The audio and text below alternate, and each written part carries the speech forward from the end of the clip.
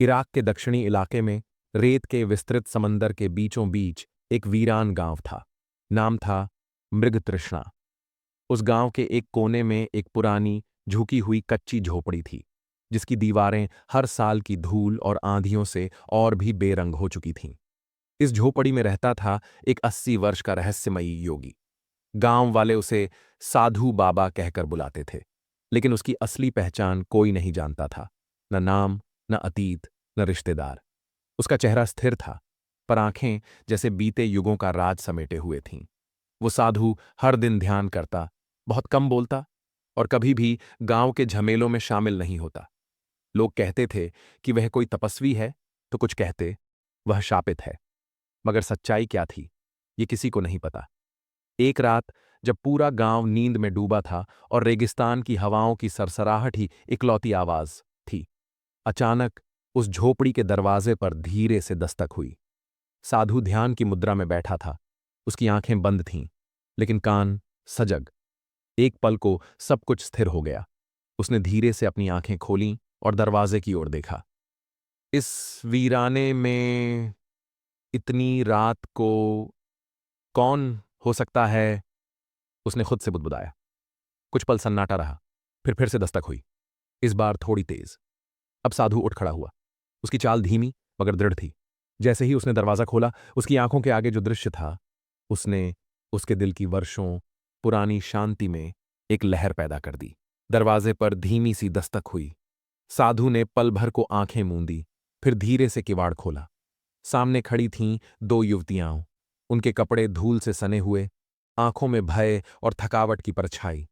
बड़ी ने कांपती आवाज में कहा, बाबा, हम बस राह से आ रहे हैं, रास्ता भटक गए हैं, क्या एक रात के लिए ठहर सकते हैं? साधु ने कुछ क्षण मौन रहकर उन्हें देखा।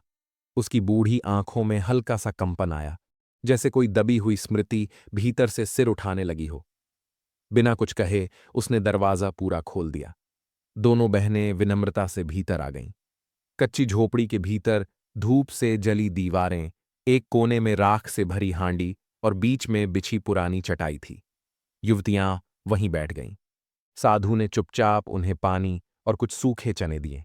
उनके चेहरे की ओर देखता हुआ वह जैसे समय में पीछे चला गया। बड़ी लड़की की आंखों में कुछ था, एक पुरानी धुंधली सी पहचान, कोई चेहरा जो वर्षों पहले मिट गया था। उसकी आंखों में अब शांति नहीं थी, वहां कुछ जाग गया था, जैसे अतीत ने वर्तमान का दरवाजा खटखटाया हो। रात गहराती चली गई। बाहर रेगिस्तान में सन्नाटा पसरा था।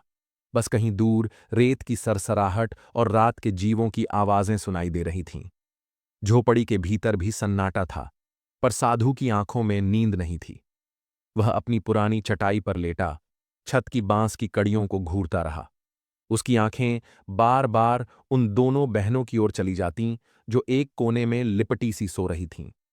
छोटी बहन ने नींद में करवट बदली तो उसकी चूड़ी खनकी और साधु का दिल धक से रह गया। वह धीरे से उठ बैठा। सांसें थोड़ी तेज हो गईं। उसकी आंखें अब केवल वर्तमान नहीं, भूतकाल में भी देख रही थीं। एक औरत, एक परिवार, एक रात, और फिर टूटता हुआ सब कुछ। उसके मन में हलचल मची। क्या ये वही है? वो खुद से पूछने लगा। इतने वर्षों बाद, क्या ये संयोग है या कोई संकेत? ये चेहरा, ये आंखें, कैसे भूल सकता हूं मैं इन्हें? उसकी मुट्ठियां कस गईं। कई सवाल हवा में तैरने लगे। अगर ये वही हैं, तो वे यहां क्यों आईं? क्या जानती हैं वे कि मैं कौन हूं?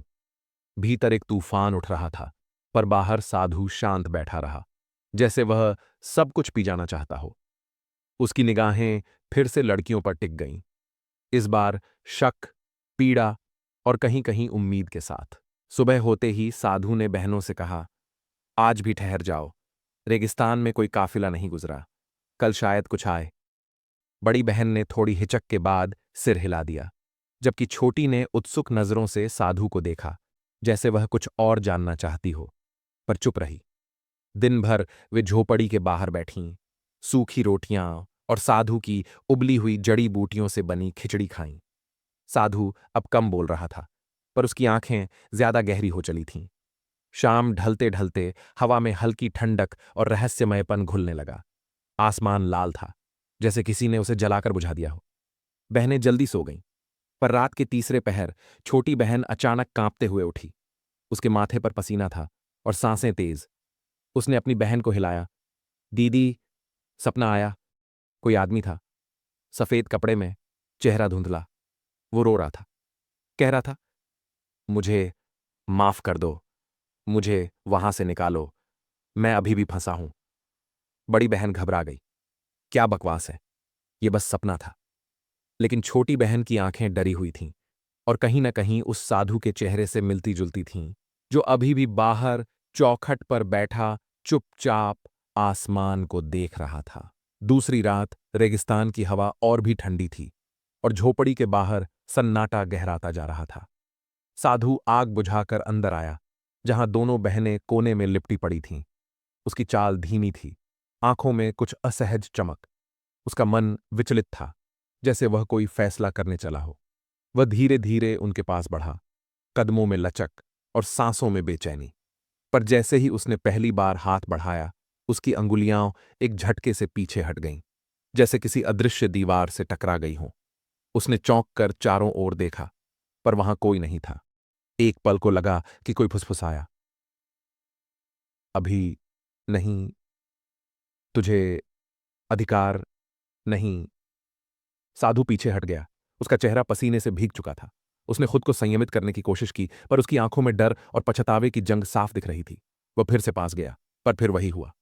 कोई अदृश्य शक्ति जैसे उसके इरादों को जकड़ लेती। अब वह दीवार से सिर टिकाकर बैठ गया।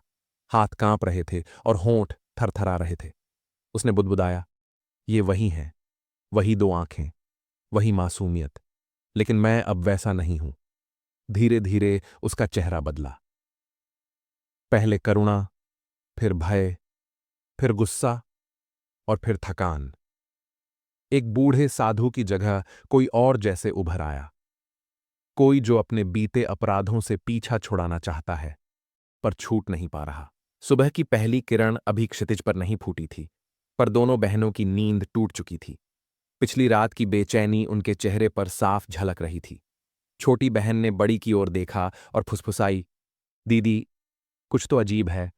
ये साधु, उसकी आंखें, जैसे हमें पहले से जानता हो। बड़ी बहन ने सहमति में सिर हिलाया। हाँ, और हर रात जो होता है, मैं नहीं रुक सकती अब। हमें चलना चाहिए। वे जल्दी जल्दी अपना सामान समेटने लगीं, जो कुछ भी उनके पास था, एक फटा नक्शा, कुछ सिक्के और मां की दी हुई चूड़ी। चुपचाप झोपड़ी का दरवाजा खोलकर जैसे ही वे बाहर निकलीं, एक भारी सी आवाज ने उन्हें रोक दिया। इतनी जल्दी कहाँ जा रही हो? सामने साधु खड़ा था, पर अब उसकी आंखों में वैसी शांति नहीं थी। उनमें कोई और ही आग थी, न रौद्र, न शांत, बल्कि एक टूटे हुए इंसान की पुकार। बड़ी बहन ने धीमे स्वर में कहा, हमें जाना होगा बाबा, हम काफी रुक चुके हैं। साधु ने आगे बढ़ते हुए कहा, अगर आज चली गईं, तो जीवन भर पछताओगी। ये रास्ता सीधा नहीं है बेटियों, और जो जवाब तुम ढूंढ रही हो, वो मेरे पास है। लड़कियां चौंकीं। उन्होंने तो साधु से अपने बारे में कुछ भी साझा नहीं किया था। फिर उसे कैसे पता? साधु ने गहरी सांस ली और बोला, मैंने भी कभी रास्ता भटकाया था, और वही भटकाव आज तुम्हारे सामने है। अगर तुम सच जानना चाहती हो, अपनी, मेरी और उस रात की, तो आज रुक जाओ। एक सन्नाटा फैल गया।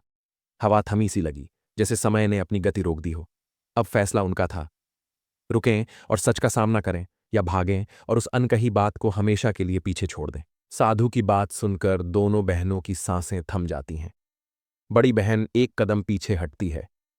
आप आप क्या कह रहे हैं? आप कैसे जान सकते हैं कि हम किसे ढूंढ रहे हैं?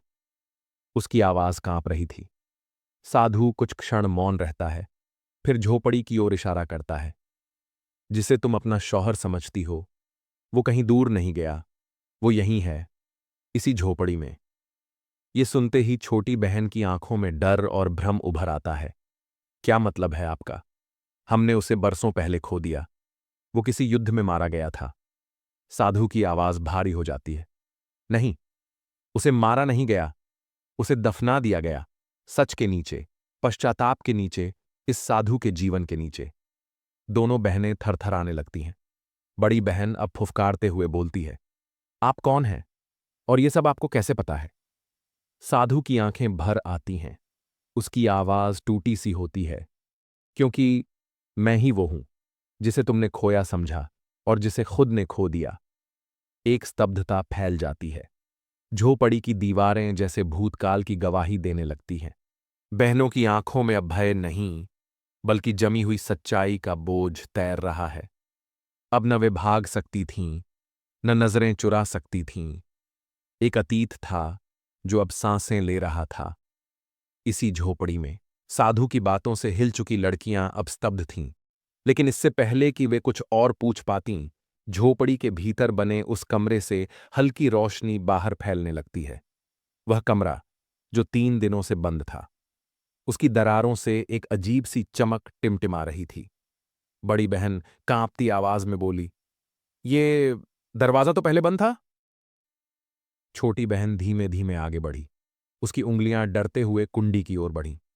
दरवाजा चरमराता है और फिर खुल जाता है। भीतर की रोशनी अचानक तेज हो जाती है कि बीचों बीच एक युवा पुरुष ध्यान मुद्रा में बैठा है। उसकी आंखें बंद हैं, लेकिन चेहरा साफ दिखाई देता है। वही चेहरा, वही भौहें, वही गर्दन की नसें, जिसे दोनों बहनों ने वर्षों पहले खोया था। उनके पति, यह यह तो वही है। बड़ी बहन की आवाज टूट जाती है। युवक अब आंखें खोलता है और उनकी तरफ देखता है। उसकी आंखों में शांति है, पर भीतर गहरी उथल-पुथल छिपी हुई है। वह कोई साधारण व्यक्ति नहीं लगता, जैसे वर्षों की साधना, संघर्ष और छिपे रहस्य उसके चेहरे पर जमा हो गए हों। तुम लोग आ गई, वह धीरे से कहता है, जैसे पहले से जानता हो कि आज यही होगा। लड़कियों के शरीर सुन्न हैं। वे पास आकर उसे छूती हैं, विश्वास करने की कोशिश करती हैं कि यह सपना नहीं है। हमने तुम्हें मरा हुआ समझ लिया था। बड़ी बहन की आंखों से आंसू बहने लगते हैं। वह व्यक्ति मुस्कुराता है, लेकिन उसके चेहरे पर दर्द की एक परत छुपी हुई है। अब कहानी ने एक ऐसा मोड़ ले लिया था जहां हर बीती बात, धोखा, प्रेम, तपस्या और पछतावा एक साथ सामने आने वाले थे। युवक ने भारी स्वर में कहना शुरू किया, मैं शापित हूं। एक समय मैं भी आम इंसान था, तुम्हारी तरह हंसता, जीता, प्रेम करता था। लेकिन एक दिन मैंने अपने घमंड में एक रहस्यमयी महिला का अपमान कर दिया। वह कोई साधारण स्त्री नहीं थी। उसकी आंखों में तेज था, स्वर में शांति, पर उसने मेरी अवहेलना का उत्तर शाप से दिया। लड़कियां अवाक थीं। युवक ने कहा, उसने कहा, जब तक कोई तुम्हें बिना तुम्हारी असली पहचान जाने केवल अपने सच्चे प्रेम से स्वीकार नहीं करेगा, तब तक तुम एक बूढ़े साधु के रूप में भटकते रहोगे। उसी क्षण मेरा चेहरा बदलने लगा। मेरी शक्ति जाती रही और मैं जंगल जंगल भटकता रहा। उसने दोनों बहनों की ओर देखा। जब तुम इस झोपड़ी में आईं और बिना जान पहचान, बिना स्वार्थ मुझे अपनाया, उस क्षण कुछ बदल गया। तुम्हारा प्रेम ही इस शाप को तोड़ने की पहली किरण था। लड़कियां स्तब्ध थीं। यह वही था जिसे वे खोज रही थीं। लेकिन अब उनके सामने एक और रहस्य खड़ा था। क्या प्रेम इस शाप को पूरी तरह मिटा पाएगा? दोनों लड़कियां फफक कर रोने लगीं। आंसुओं में पछतावे की आग थी। हमने तुम्हें पहचाना ही नहीं। हम तो बस डरते रहे, शक करते रहे। और तुम्हारा दिल? उनके स्वर में ग्लानि थी, एक चुभन जो आत्मा को भेद रही थी। युवक मुस्कुराया। उसका चेहरा अब शांत था, जैसे वर्षों का बोझ उतर गया हो। वह बोला, नहीं, तुम्हारा प्रेम ही तो सच्चा था। तुमने मेरे साधु रूप को अपनाया, मेरी सेवा की, बिना नाम रिश्ते की चाहत के। वही प्रेम मुझे मुक्त कर गया। उसने आसमान की ओर देखा। झोपड़ी के कोने में रखी वह पुरानी लाठी और जर्जर वस्त्र अब राख हो चुके थे। हवा में कुछ बदल गया था। साधु का वह रूप अब पूरी तरह लुप्त हो चुका था। उसके स्थान पर अब केवल वह युवक था, संपूर्ण, स्पष्ट, जीवित। लड़कियां उसकी ओर बढ़ीं, अब बिना किसी भ्रम के, बिना किसी डर के। एक ने उसके हाथ थामे, दूसरी ने उसकी आंखों में झांका। अब तो हम साथ हैं ना? वह धीरे से बोला। अब, हमेशा। यह प्रेम केवल शरीर का नहीं था, यह आत्मा की पहचान थी। वर्षों का शाप अब टूट चुका था और उस झोपड़ी में पहली बार कोई सवेरा भीतर से भी हुआ। अब सब कुछ बदल चुका था। रेगिस्तान की वह वीरान झोपड़ी जो कभी रहस्य, भय और तपस्या का केंद्र थी, अब पीछे छूट गई थी। तीनों, वह युवक और दोनों लड़कियां, एक नई राह पर निकल पड़े। लेकिन इस बार उनकी यात्रा में डर नहीं, बल्कि गहराई थी। चलते चलते वे पीछे मुड़े। जहां कभी शाप की परछाई थी, अब वहां सूर्य की स्वर्णिम रेखाएं फैली थीं, जैसे खुद ब्रह्मांड ने उस प्रेम को आशीर्वाद दिया हो। किसी ने कुछ नहीं कहा, पर हर एक की आंखों में एक ही बात थी, हमने आत्मा को पहचाना है। लड़कियों को अब समझ आ गया था, चेहरा बदल सकता है, वेश बदल सकता है, मगर आत्मा का स्पर्श कभी नहीं बदलता।